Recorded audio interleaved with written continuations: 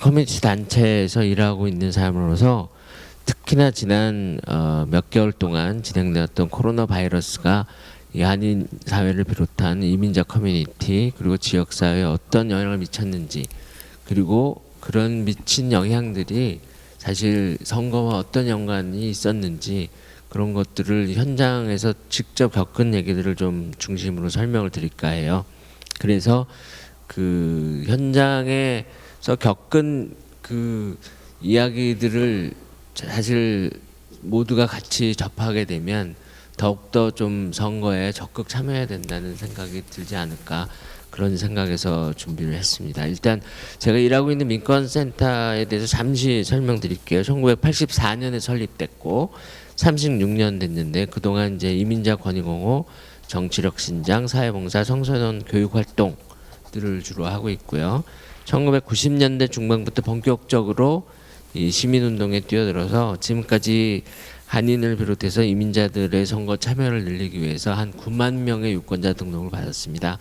그다음에 매년 선거 때마다 길거리로 나서서 가정 방문하고 전화로 투표 참여 독려하고, 또 그 각 그 뉴욕 시의원이나 주상원 하원, 연방 하원 등 그 지역 선거를 앞두고는 후보자들을 초청해서 토론회를 개최하면서 이제 유권자들의 선택을 돕고 있죠. 근데 이제 이런 활동을 하면서 더욱더 저희들이 느끼는 거는, 아까 조 교수님도 말씀하셨지만 선거는 절대로 민주주의의 완성이 아닙니다.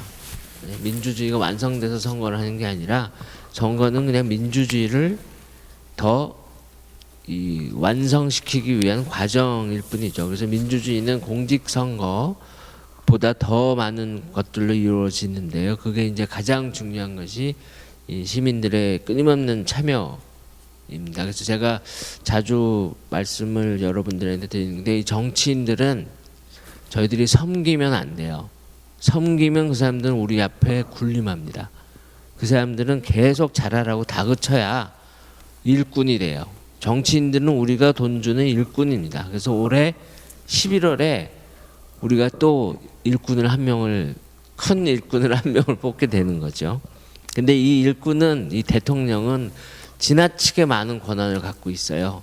제가 보기에는 그 탓에 이 대통령의 결정이 수많은 서민들의 삶에 너무 큰 영향을 미칩니다. 그래서 그 대통령의 결정들이 과연 지난 반년 가까이 코로나 바이러스 사태 속에서 과연 우리 한인들의 삶에 어떤 영향을 미쳤는지 좀 현장에서 겪은 이야기들을 좀 해드릴게요.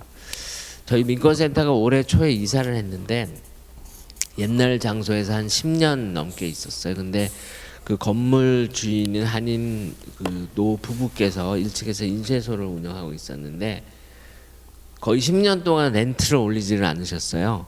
그 바람에 거의 뭐 저희 민권센터에 수십만 불을 기부한 거나 마찬가지인 그런 좋은, 참 너무 고마우신 분들인데, 이제 이사를 할 때 이분들이 이제 쓰레기를, 인쇄소니까 종이 쓰레기를 많이 버리잖아요.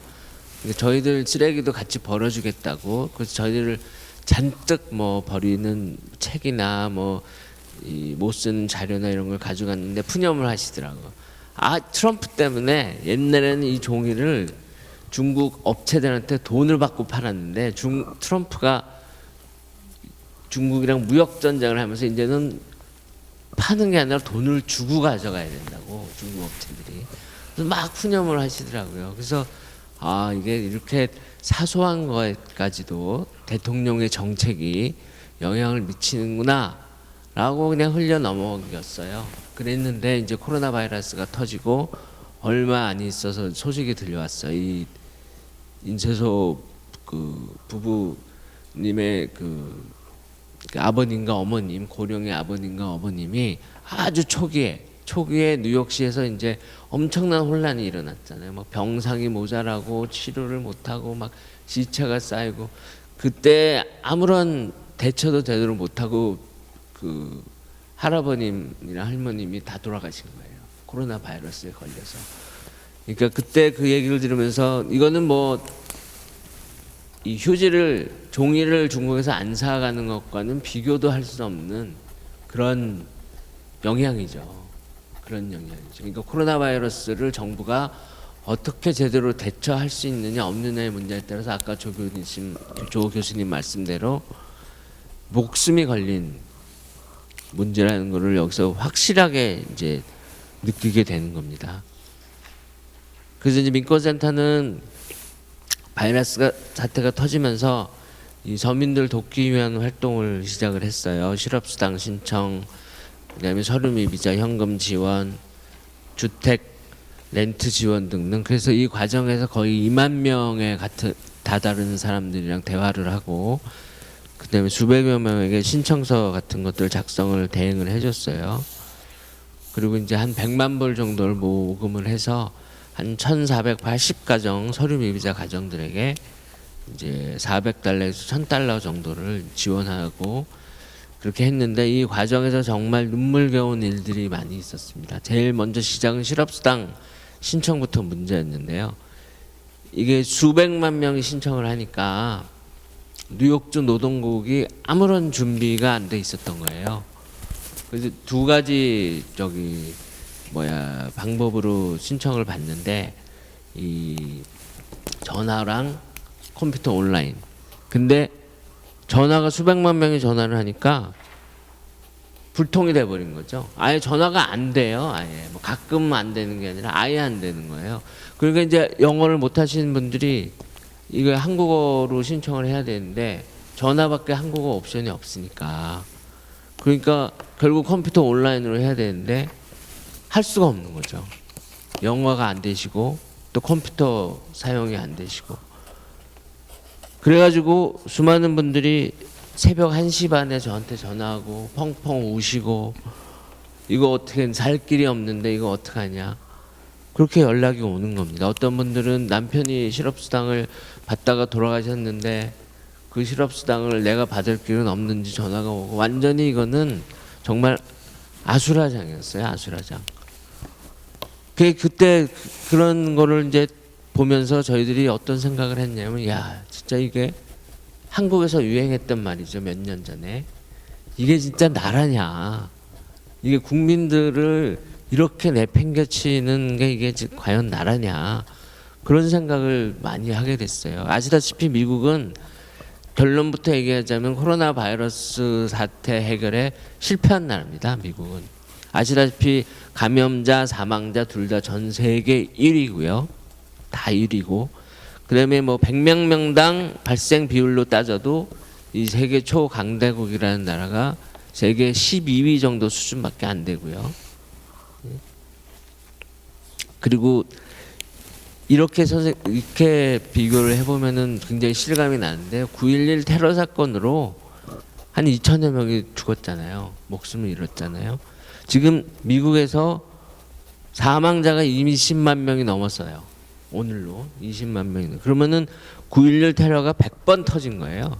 9.11 테러가. 근데 저희들이 너무 이 사람들이 많이 죽고 뭐 병으로 죽었다 이런 느낌 때문에 좀 무감각해진 것 같아요. 사람들이 무감각해져가지고, 이게 9.11 테러가 100번 터졌다고 생각해 보세요. 지금 미국이 어떤 상태일까. 그런데 그거를 느끼지를 못하는 거예요. 그리고 정부가 그거에 대한 책임을 다하지 못한다는 거를 더 강력하게 지금 지적을 못하는 거죠. 무감각해져가지고. 그 서류미비자 얘기 잠깐 더 하고요. 서류미비자들 같은 경우는 아시다시피 실업수당을 못 받습니다. 신분 제약 때문에. 근데 이 고약한 정부는 이 연방지원금 1,200불, 자녀들한테 500불 주는 거를 법을 만들면서 그냥 서류미비자들한테 안 주겠다는 게 아니에요. 어떻게 법을 만들었냐면, 가정 중에 단 한 명이라도 서류미비자면 그 가정 전체를 안 주게 만들었어요. 법을. 이건 아주 악의적이고 고약한 법이죠. 아니, 한 명이 서류미비자면 다른 사람들은 합법 신분이 있으면 줘야죠. 근데 한 명만 서류미비자라면 안 주는 거예요. 그러니까 이제 또 저희한테 서류미비자 지원금 받으러 전화를 하시는 분들이 이런 얘기를 많이 했어요. 아니, 내가 10년 동안 납세자 번호 받아가지고 세금 냈다. 안 내도 됐지만 내가 미국에 서류미비자로 살아가니까 내 의무라고 생각하고 냈다. 그리고 이런 날이 올 때 이런 날이 올 때 정부가 그래도 세금 낸 사람들한테는 혜택을 주지 않겠냐 이렇게 생각을 했다. 그러니까 완전히 배신당한 느낌을 받는다고 그런 말씀들을 많이 했어요. 그래서 이제 저희들이 최대한 진짜 많이 지원금을 모금을 해서 전달을 하려고 그러는데 이 전달하는 과정에서도 참 눈물겨운 일들이 많았습니다. 다 이제 핸드폰으로 저희들한테 전화를 해서 이제 신청을 하는데 저희들이 핸드폰으로 다시 답을 드려야 되잖아요. 받으러 오라고. 핸드폰비를 못 내서 전화가 다 끊어지는 거예요. 그래서 돈을 받으러 오라는 연락을 못 받으시는 거예요. 이 서류미자분들이. 그러니까 이제 이런 걸 계속 겪으니까 또 생각하는 거 수밖에 없죠. 이게 진짜 나란지 이게 도대체 뭔지 그런 생각들을 많이 가졌습니다. 그리고 그 이후에도 뭐 렌트 지원이라든지 뭐 여러 가지 부분에서 정말 이 서민들은 안중에 없는 정부다. 저는 뭐 민주당이나 공화당 이걸 떠나서 민주당이나 공화당 이걸 뉴욕주는 아시다시피 민주당 정부 아닙니까? 민주당 정부인 뉴욕주도 서민들을 돌보지 못했어요. 그건 마찬가지입니다. 지금 연방 상원에서 지금도 토론하고 있죠. 추가 연방 지원금 줄 건지 말 건지. 그래서 조금 주자, 많이 주자, 주지 말자. 여러분 2008년도에 대형 금융위기가 왔을 때 기억하시죠? 그때 대기업들에게 무려 1조 5천억 달러를 쏟아부으면서 대형 금융기업들을 다 살려줬어요. 그때 서민들 집에서 쫓겨난 사람들 받은 거 없습니다. 그때 거의 없습니다. 받은 거. 근데 이제 와서 이런 상황이 터지니까 결국 이 렌트라는 게 저희들이 지금 강력하게 주장하고 있는 게 렌트 면제, 소규모 랜드로드들의 모기지 면제입니다. 이걸 면제해줘야 지금 살아갈 수 있어요. 근데 그 면제를 끝까지 민주당이건 공화당이건 해주겠다는 곳이 없어요. 왜냐? 이 결국에는 부담이 그 대형 금융기관들에게 갈 거거든요. 모기지를 면제해주고 렌트를 면제해주면. 근데 그때 2008년도에 국민들 세금으로 그 다 무너지게 생긴 금융기관들 그것도 그때 그 사람들은 자기들 잘못으로 무너지게 된 거잖아요. 누가 뭐 천재지변에 일하는 것도 아니고 자기들이 사기치다가 무너지게 된 건데 그때 1조 5천억 달러를 쏟아부어서 다 살려줬는데 이제 그 금융기관들 부담된다고 서민들 못 살려주겠대요. 이게 나랍니까? 지금 뭐 아까 조 교수님 잠깐 말씀하셨지만 뉴욕에서만 지금 100만 명, 미 전역에서 4천만 명이 렌트를 못 내고 있어요. 이게 지금 렌트 이빅션 프리즈가 끝나면 이 퇴거 중단 명령이 끝나면 이 사람들 다 쫓겨날 처지에 놓입니다. 그리고 소상인들은 3분의 1이 문을 지금 닫을 지경이. 근데 지금 안타깝게도 우리 대통령 후보들은 이거에 대해서 말이 없어요. 렌트 면제 어쩌고저쩌고 이런 거에 대해서는 말이 없는 상태입니다. 지금까지 드린 말씀이 결국에는 어떤 결론이냐면요. 선거는 밥입니다. 밥. 언제나 가장 중요한 거는 이른바 밥그릇 싸움입니다. 밥그릇 싸움. 그래서 아까 교수님께서 말씀하신 거랑 좀 맥락이 통하는 얘기인데 요번에 이제 민주당 예비선거에서 떨어진 버니 샌더스 후보 같은 경우 미국 최고 부유층한테 0.1%한테 1%에서 8%의 부유세를 매기겠다고 했어요. 그거를 매기면 어떻게 되는지 아세요? 10년간 4조 3,500억 달러가 생깁니다. 그 사람들이 그렇게 돈이 많아요. 0.1%가. 그런데 그 반면에 트럼프는 어떻게 했습니까? 부자들한테 내는 최고세율 39.6%를 거꾸로 37%로 내려줬어요. 그러니까 샌더스가 더 걷어들이겠다고 하는 돈보다 더 많은 돈을 다 풀어준 거예요. 안 걷어들이겠다고 하는 거예요. 그러면서 서민들 도와줄 돈은 없다고 하는 거예요. 그래서 이제 아까 조 교수님은 이 부자들의 퍼퓰리즘이라고 그러셨잖아요. 그래서 샌더스는 그렇게 얘기했죠. 이거는 부자들을 위한 소셜리즘이라고, 미국은 부자들을 위한 사회주의 국가라고. 예. 여론조사 결과입니다. 이건 여러 가지 여론조사들을 다 종합한 거예요. 미국민의 90%가 국민 아동 무료 건강보험을 원합니다. 무료 건강보험이 아니죠. 아무튼 국민 건강보험을 원하죠. 81%가 서류 미비자들한테 시민권 취득기를 열어줄 걸 원합니다. 81%가 친환경 그린 뉴딜을 원해요. 76%가 부자 증세를 원해요. 76%가 렌트가 너무 비싸다고 생각하고 70%가 국민건강보험을 원합니다. 76%가 국민연금 소셜시큐리티 확대를 원하고 67%가 최저임금 15달러를 원해요. 68%는 크레딧카드 이자율이 너무 높다. 63%는 부자와 가난한 사람의 소득 격차를 줄여주길 바란다. 60%는 무료 대학교육, 58%가 월스트리트 금융기관에 대한 규제 강화, 57%가 대형 금융기관을 분리 해체해야 된다고 생각합니다. 과반수가 다 넘죠. 다 과반수가 넘어요. 그런데 이런 공약을 모두 다 하는 대통령 후보는 지금 우리 앞에 없습니다. 언제나 없어요. 국민 과반수가 다 원하는데 과연 왜 항상 우리는 국민들이 다 원하는 것을 하겠다는 후보가 없을까요? 하여튼 선거는 이런 문제들을 끊임없이 지적하고 더 민주주의를 굳건하게 하는 과정입니다. 그래서 엉터리 같은 선거제도 때문에 때로는 많은 사람들의 이 표심이 제대로 전달이 안 되는 경우가 많지만, 그래도 저희들은 서민들은 특히 선거가